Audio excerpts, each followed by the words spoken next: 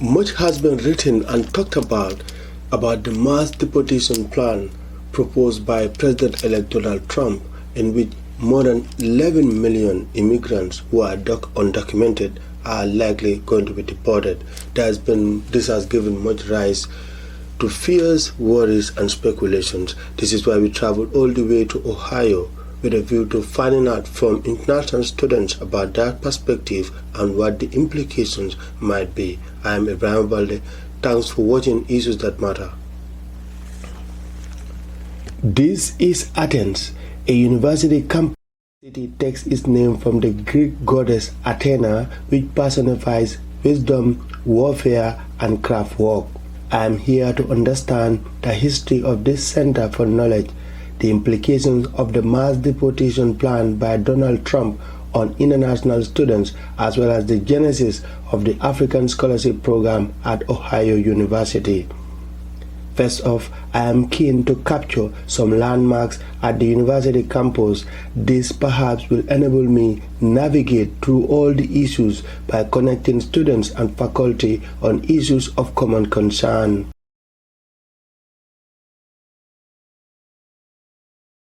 Whether it is in Athens or elsewhere in the US, the mass deportation hype has generated fears, worries, and speculations. Some international students like Azadi Faj Muhammad from Pakistan are jittery about it. Look at our university, you will find a very strong community of international students, and since I came every year, I find like more people are coming. So I hope that it's only fears and things don't really become real nightmares. But right now, yes, everybody is concerned, everybody is worried about our future here. Yes, how are you? Fine, thank you. Thank you, Mr. Balde. How are you? Prof. Hassan Sar has been here for several years. Like other concerned individuals, Sar also gave us his candid opinion on the hype mass deportation by President Donald Trump.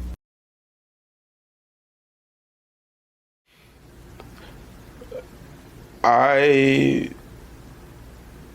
would be dishonest to say I'm not worried. The truth is, it's already hard enough for African students to even get interview dates.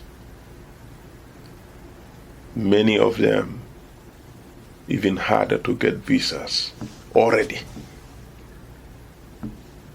Over the past few years, you can submit your visa application, and wait for months before you could get an interview date.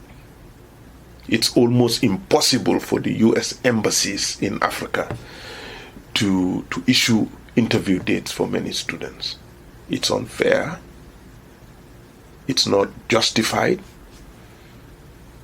But what am I? I'm just a professor. I just teach. I don't have control over that.